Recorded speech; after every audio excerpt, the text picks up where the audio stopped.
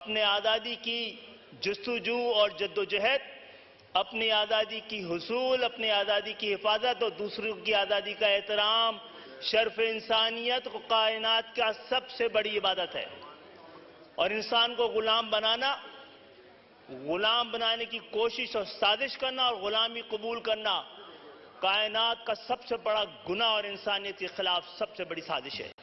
جناب اسپیکر، آج جس واقعے پر یہ ایوان نے قرارداد منظور کی ہے، اس پہ کسی ابہام کی گنجائش نہیں ہے۔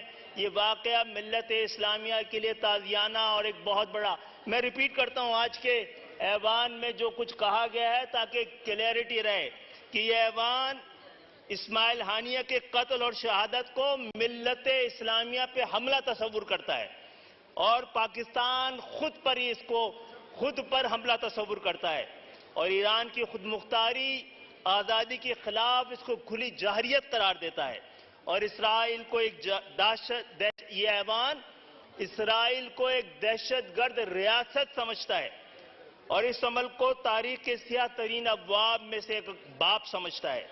یہ ایوان سمجھتا ہے کہ یہ واقعہ اقوام متحدہ کے جواز پر بھی سوال ہے۔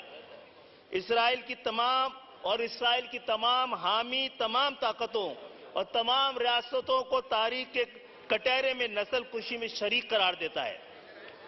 جناب اسپیکر، یہ ایوان اس واقعے کے بعد اقوام متحدہ کے وجود پر جواز کے ساتھ ساتھ یہ واقعہ عالمی امن کے خلاف بڑا قدم خالد سازش۔ ایک سیکنڈ پلیز، آپ کو میں قطع کلامی معاف۔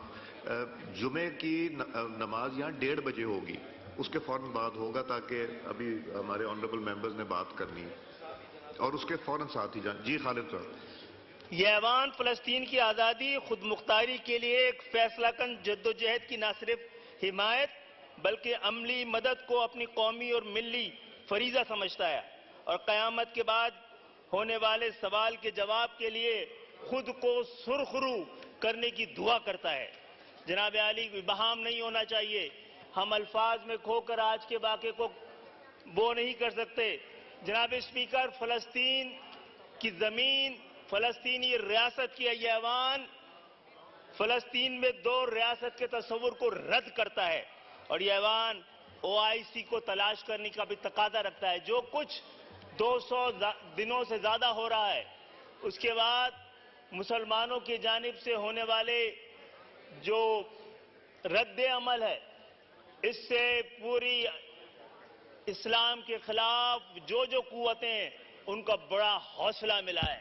آج ہم نے یہ جو قرارداد پیش کی ہے، اس سے آگے بڑھ کر کچھ نہ کچھ قدم کرنے کے لیے ایوان میں دونوں جانب بیٹھے ہوئے لوگوں کو کوئی فیصلہ کرنا چاہیے۔ فلسطین کے عوام کے ساتھ جو کچھ ہو رہا ہے کسی سیاسی وجوہات کی وجہ سے نہیں ہو رہا ہے، کسی فروعی وجوہات کی وجہ سے نہیں ہو رہا ہے۔ فلسطین مسلمانوں اور اسلام کے لیے پہلا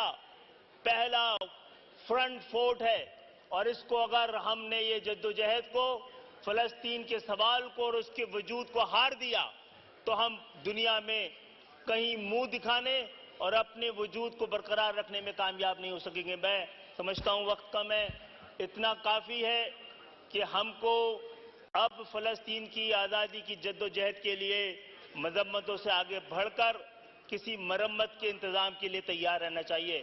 جناب اسپیکر، اللہ نے نہ صرف ہمیں آزاد پیدا کیا بلکہ آزاد رہنے کی طاقت، صلاحیت اور قوت بھی ادا کی ہے۔ آئیے اسی قوت کے ساتھ کوئی قوت فیصلہ پیدا کریں۔ بہت بہت شکریہ۔